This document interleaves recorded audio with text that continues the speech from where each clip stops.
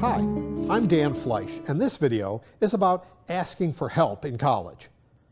It might sound a little weird that I think there's a right way and a wrong way to get help. After all, isn't it simply a matter of going to see the professor or a TA and asking, "How should I answer question number 3?" or "Show me how to solve this problem"? No, I don't think it is that simple. It's not that I'm trying to tell you how to speak or even worse, how to think.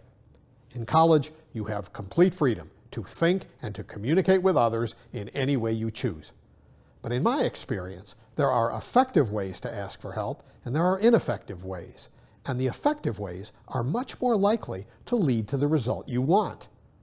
That result you want shouldn't necessarily be the fastest, least troublesome way to complete an assignment. It should be the learning that allows you to complete the assignment, but also to do well on the upcoming exams, to succeed in the class, and to construct a good academic record. Remember, it's the knowledge and skills behind a good academic record that prepare you for a rewarding and meaningful career after graduation. As I explained in the homework video in this series, I think it's very important that you make a concerted and documented attempt to work through your difficulties on your own before you work with others or ask for help. But once you've done that and you decide you do need help, both you and the person you're asking for help will be better off if you're prepared for the meeting. It's not hard to figure out why your preparation will benefit both you and the person you're asking for help. Over the past 20 years, I've helped hundreds of students get over difficulties in my classes, and I can assure you that I have been much more efficient and helpful to students who have taken the time to prepare for our meeting in the ways I'm about to describe.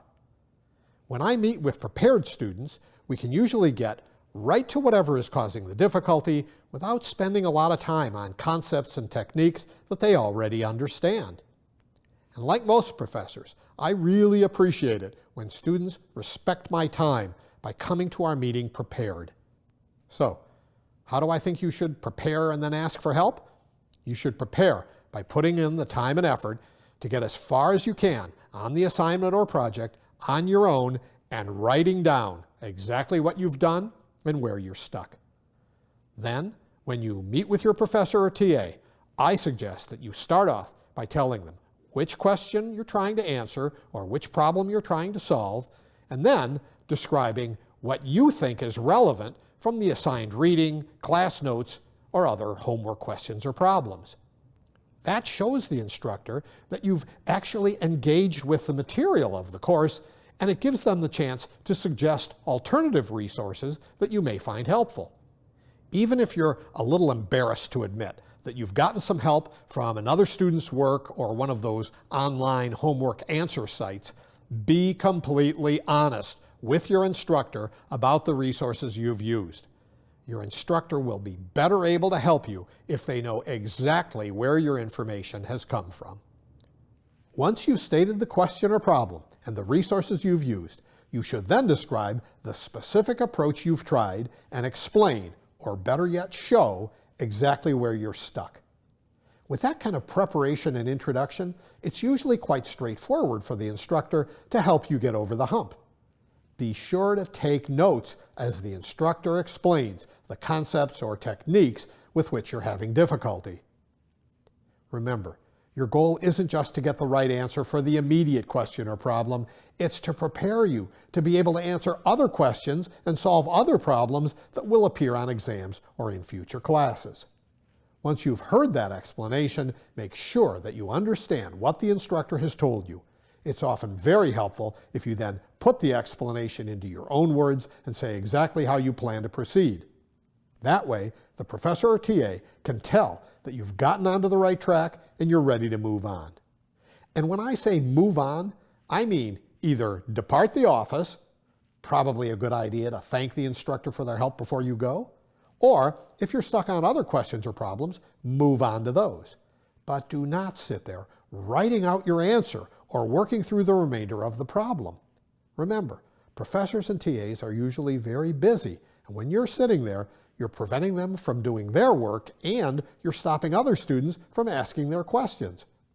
Sure, The whole purpose of office hours of a professor or TA is to provide help, but watching you write out answers is not a good use of their time. So as I said, make sure you do understand how to proceed, but then go off and work on your own. If you get stuck again, you can always go back for more help.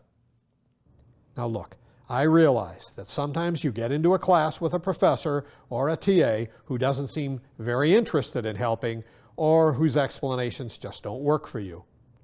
In that case, I suggest you first talk to the professor or TA and explain that you're having difficulty and that you need additional help.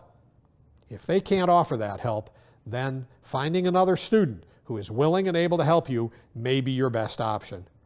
But choose carefully.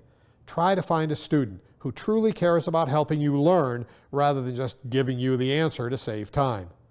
And please, be sure you don't fall into the trap of thinking, I just need to know the answer, instead of, I need to understand why this is the correct answer or how to work this type of problem. All right, those are my thoughts on asking for help. Thanks very much for your time.